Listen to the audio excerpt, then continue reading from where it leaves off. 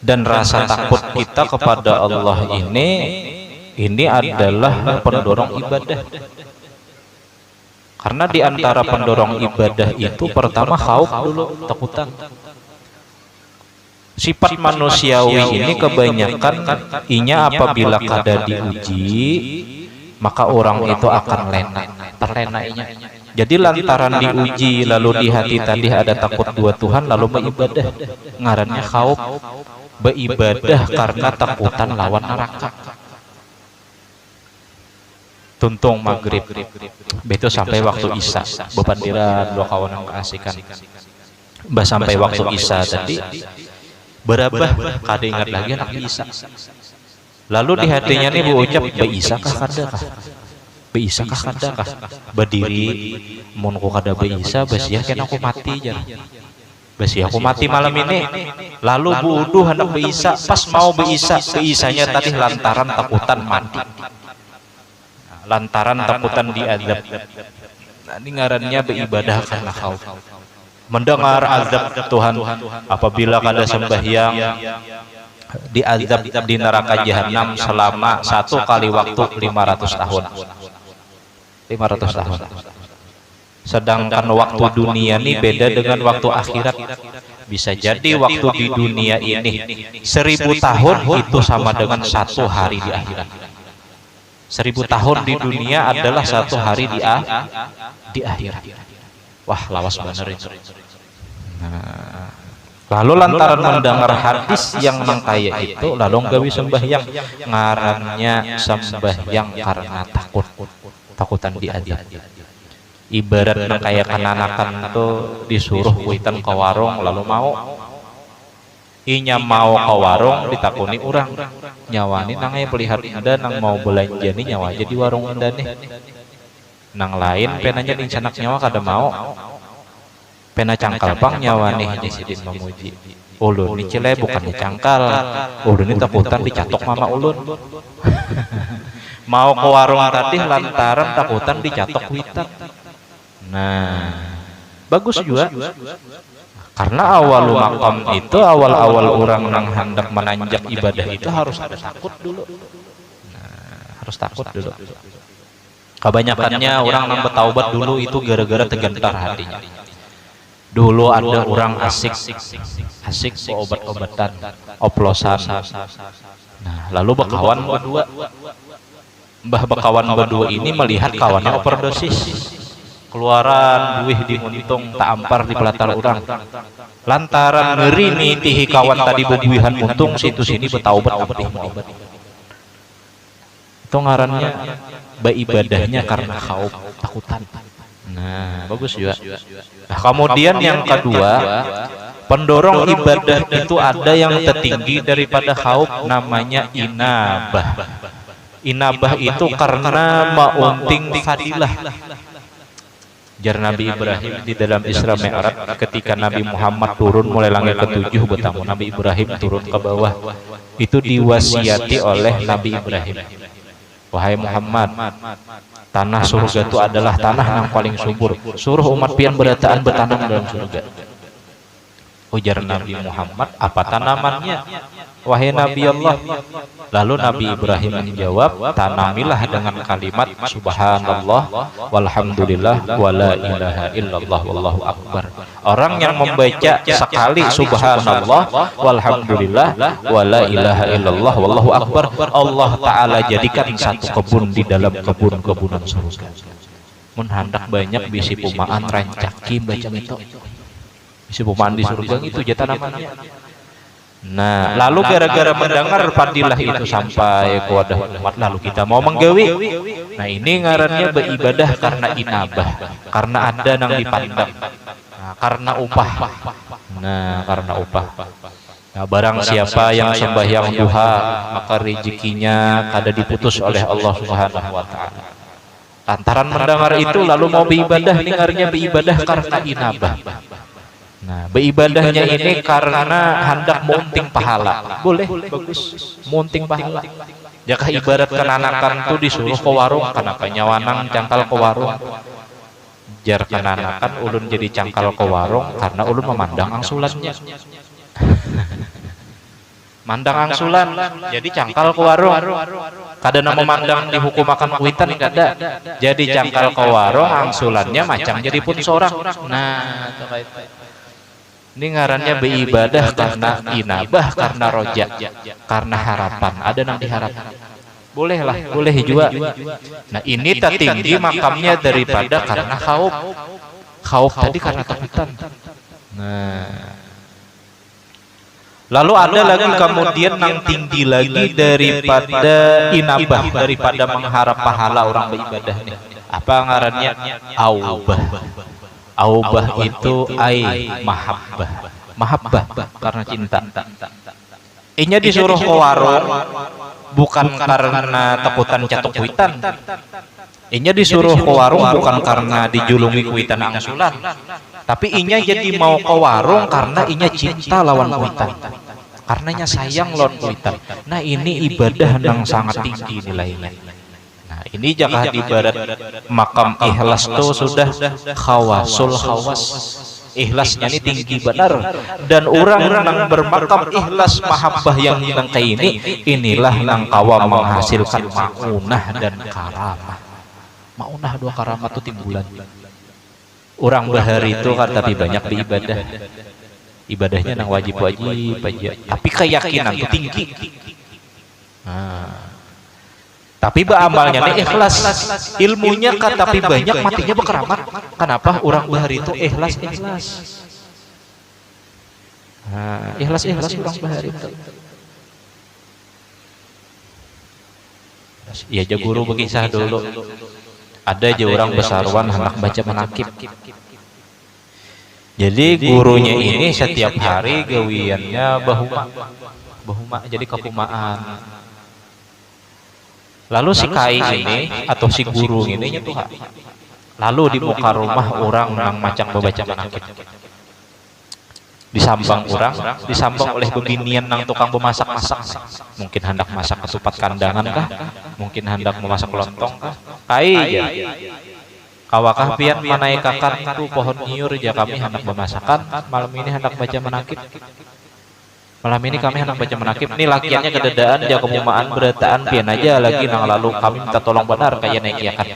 Nang kai nang guru tadi hakun ya jadi naik ke atas pohon nyur.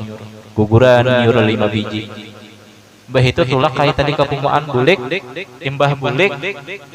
Sekalinya alangkah takajudnya bubuhan aci-acil yang mengiau tadi, yang baca menakib tadi harau kai yang menaiki nyur tadi. Kada tahu lawan rupa paguruan. Nah, cuman nang kita ambil ikhlas kisah di sini nih, ikhlasnya itu nah. Coba kan kita paman ya, tolong pang nekakan nyur. Udah guru tahulah. Ngujar.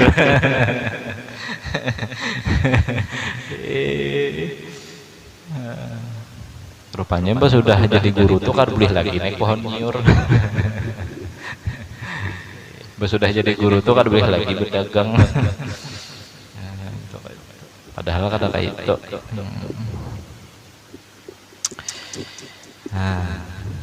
Ini orang bahar itu ikhlas lalu berkaramat kan, itu bang hebatnya orang bahar itu.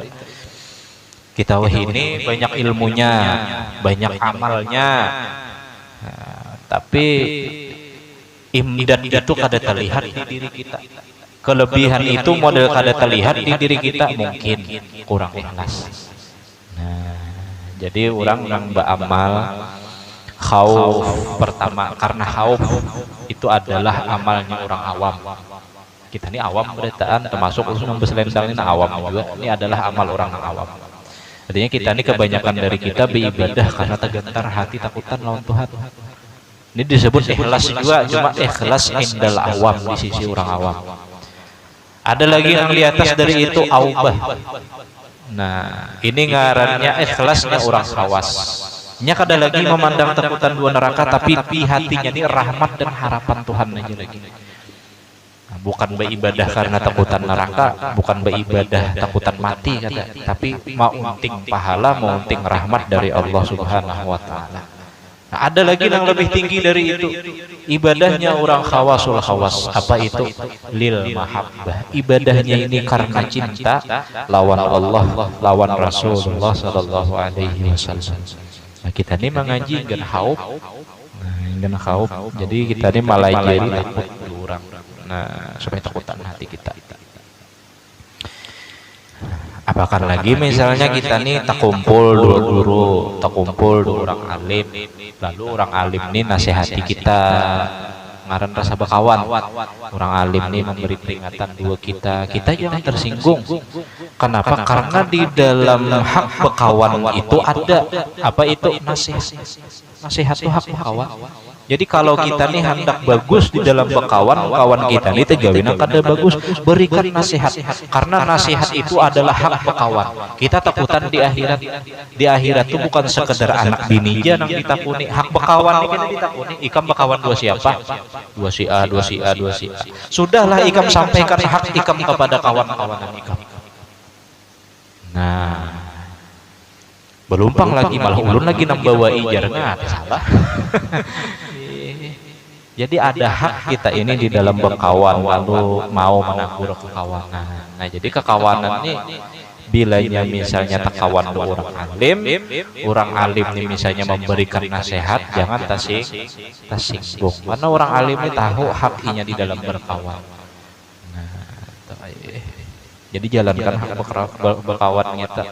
Jangan sampai di pikiran orang yang ditagur ini berucap gesan apa aku aja bekawanan doinya tuh gesan apa mau urusi hidup gua aja jar ininya kada paham di dalam hak bekawan tuh kada paham sekalinya mbah di akhirat kena inya berterima kasih kena dua kawan yang dulu pernah nasihatinya sama kita nang diberi bala di dunia misalnya dibalakan misalnya dua kemiskinan sampai meninggal dunia kemiskinannya bertahan sampai 10 turunan kada 7 turunan aja 10 turunan. Di dunia ia merasakan sakitnya luar biasa, tapi kena lihat dia di akhirat kemungkinan ia berterima kasih dua Allah karena dimiskinkan. Nah, nang sugih berterima kasih juga karena disugihakan. Karena dengan kasugihan itu ia nyaman maulur duit, nyaman beribadah, kasugihannya dijadikan jembatan jasa ladang akhirat. Nang miskin nang itu juga berterima kasih dua Tuhan minta miskin akan jakahnya inya disugihakan mungkin kada tahan mengikuti kasugihan itu. Nah kemudian dan demikian lagi dijanjikan oleh Allah Subhanahu wa taala bagi orang yang takut akan dia itu dengan surga.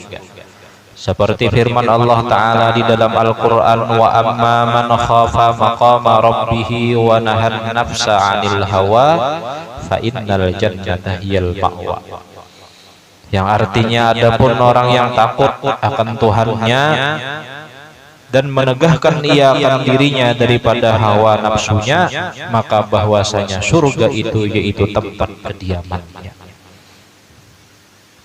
Nah, jadi jar orang yang takut kepada Allah, kemudian karena takutnya itu inya kawa menahan nafsu syahwatnya, nafsu nang jahatnya, nafsu amarahnya, orang itu adalah surga tempat kediamannya.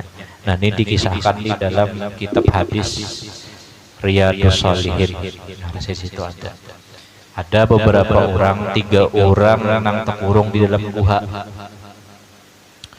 Lalu lantaran terkurung dalam guha ini kada kawa menunjul batu nang ada di depan nang menutupi guha. Karena bebuhan nang bertiga ini kada kawa lagi menunjul, lalu bebuhan nang bertiga ini bertawasul dengan amal solehnya. Ujar nang saiku mengisahkan, ya Allah, ulun ini adalah orang yang berbakti kepada kedua orang tua. Ulun ini setiap hari mencarikan susu kambing sagan mama abah ulun. Dan ulun ini kada pernah guring kecuali mama abah ulun pastikan sudah minum perasan susu kambing yang ulun bawa. Nah ya Allah, ulun bertawasul dengan amal soleh ulun, dengan berbakti ulun kepada orang tua, bukakan guha ini. Lalu pas beperder nang itu terbuka guha itu sedikit. Tangan kada muat tapi nya tageser. Kada muat tangan. Artinya bertawasul dengan amal soleh itu boleh. Nah, diantaranya kita nih bertawasul amal soleh. Nah, kita nih garing, bah garing ngambil banyu, bah mengambil banyu membaca Fatihah, hadiahkan 2 buah para wali misalnya, hadiahkan 2 nabi, hadiahkan 2 malaikat, 4 malaikat, Jibril, Mikail, Israfil, Israel. Jangan Israel jadi hadiah. Keempatnya hadiah para wali, nah itu baca salawat, tiup yai. Lalu bilanya minum mau kabul, jadi mau kabul. Orang tuh berarti sedang bertawasul dengan bacaan Fatihah. Seakan-akan orang tuh berucap ya Allah. Nah, mudah-mudahan dengan berkat Fatihah nang ulun baca, bukan karena karamat diri ulun dong ada. Dengan Fatihah nang ulun baca ini lah kabulakan hajat ulun, ampihakan garing ulun. Nah, itu kayak itu. Bertawasul dengan bacaan Quran. Ada misalnya pian sehari ma'amalakan misal istighfar 100 kali. Dawam setahunan. Ambil ya banyak. Baca istighfarnya sekali aja, kata kuncinya aja. Mbah itu ucap di hati, ya Allah, nah ulun bertawasul dengan amaliyah istighfar ulun, nah ulun lampahkan setahun dalam sehari 100 kali ulun baca, ampihakan garing ulun. Bukan karena karamat diri itu ada. Bertawasul dengan amal soleh surang. Paham lah. Nah, jadi itu kawat tuh diamalkan kita. Cuma pertanyaannya adalah dulu amalannya. Nah, diamalkan adalah dulu. Nah, gitu tuh orang bahari itu jadi belampah, tulak ke gunung, tulak ke hutan, manyandiri. Nah, kadang manyandiri itu bohuma bang ada. Orang manyandiri beribadah. Nah, jadi pas inya bulik ada orang hajat, ibadahnya itu diolahnya tawasul untuk menyampaikan segala hajat. Nah, itu rahasia orang belampah. Ya. Bukan yang menampilkan karamat diri bang, bah turun pada gunung setahun aku jadi wali sudah. Nah itu. Nah kemudian yang kedua kan buha tadi kada kebuka. Yang kedua ini bocap ya Allah ulun diisi anak buah pembantu. Yang pembantu ulun ini inya bulik kada pada 2 ulun sehingga ulun kada sawat menjulunginya gaji. Kemudian gajinya itu ulun tukarakan ke kambing sepasang 2 laki bini. Setelah itu berkembang biaklah kambing ini sehingga memenuhi kandang-kandang ulun. Penuh berataan kambingnya.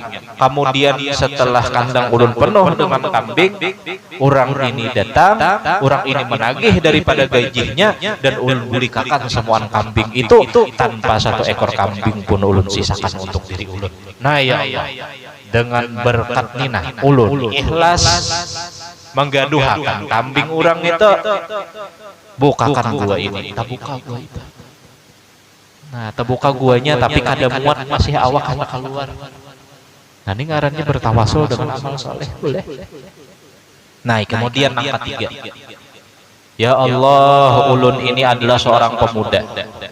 Dan ulun ini diketujui oleh seorang perempuan yang cantik, yang bungas. Kemudian perempuan ini mendekati ulun dan mengajak ulun untuk melakukan perbuatan zina. Kemudian ulun mengucapkan di hadapannya, inni akhafullah, aku takut kepada Allah.